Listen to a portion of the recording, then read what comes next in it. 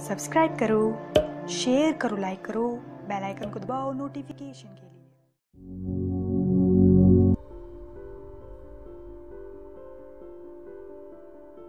Hello, I am doctor चेष्टा गौतम और आज हम इस वीडियो में आयुर्वेद की बहुत ही बेहतरीन मेडिसिन के बारे में जानने वाले हैं, जिसका नाम है महामृत्युंजय रस।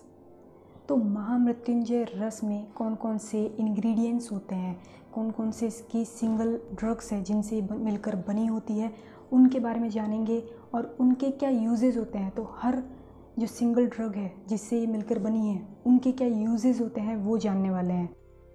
पहले इंग्रेडिएंट का नाम है शुद्ध हरताल। तो शुद्ध हरताल ये स्किन डिजीज़ मतलब स्किन से रिलेटेड रोग और ईचिंग भी अगर है, स्किन रिलेटेड रोग हैं और साथ में ईचिंग भी है तो उसमें बहुत ही अच्छा काम करती है। और साथ ही ये हेयर रिमूवल में भी यूज़ में ली जाती है। तो हेयर रिमूव करने के बाद अगर आप इसका प्रयोग करते हैं तो ये हेयर की ग्रोथ को डिले कर देती है। तो देरी से बाल आते हैं तो हेयर ग्रोथ डिले हो जाती है, हेयर ग्रोथ कम हो जाती है। और अगला इंग्रेडिएंट है शुद्ध वत्सनाभ। इसको आयुर्वेद में शुद्ध विष के नाम से भी जानते हैं। इसको एकोनेटम फेरोक्स कहते हैं।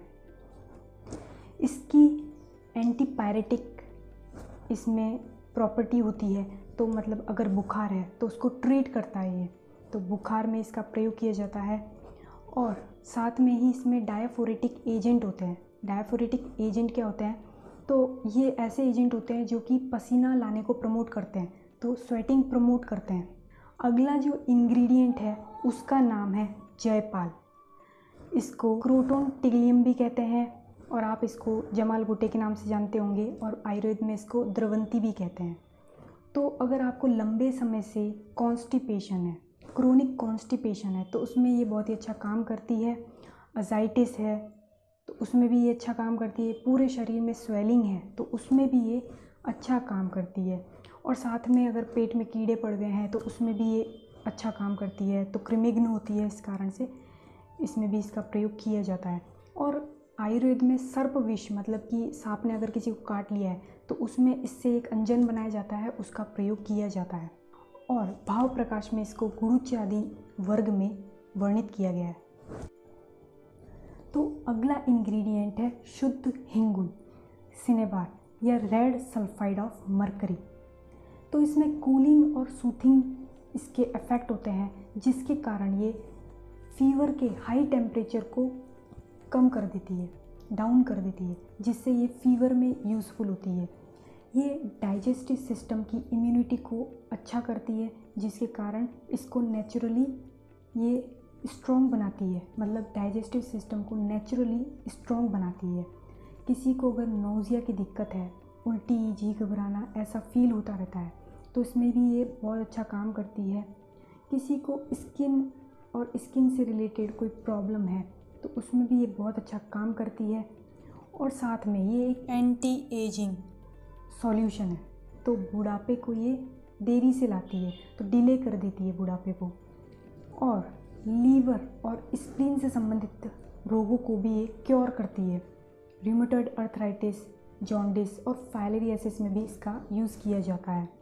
और आयुर्वेद के कंसेप्ट के अनुसार अगर बात करें, वात पित्त कफ का जो कंसेप्ट है उसके अनुसार अगर बात करें तो ये कफ और पित्त को शांत करती है, कफ और पित्त दोष को शांत करती है।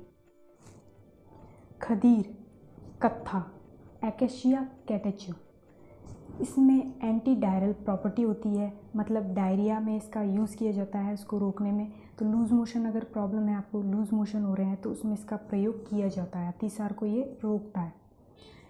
ये एस्ट्रिंजेंट होता है, मतलब कषाय होता है, इस कारण से ये ब्लीडिंग को रोकता है। और स्वेलिंग है तो उसमें भी इसका यूज़ किया जाता है। अगला इंग्रेडिएंट है सत्यनाशी स्वरस। भाव प्रकाश निघंटु में इसको स्वर्णशीरी और कटुपर्णी नाम से लिखा हुआ है। इसको आर्जेमोन मैक्सिकाना कहते हैं। और इसका यूज़ गम और टीथ रिलेटेड प्रॉब्लम में किया जाता है। मसूड़े और दांतों से संबंधित दिक्कत में इसका प्रयोग किया जाता है। ये वाइटलिटी और स्ट्रेंथ को बढ़ाता है और सभी तरह की स्किन डिजीज़ में इसका प्रयोग किया जाता है। सोराइसिस में इसका प्रयोग किया जाता है, लेप्रोसी में इसका प्रयोग किया जाता है, मतलब कुष्ठ में भी इसका प्रयोग किया जाता है।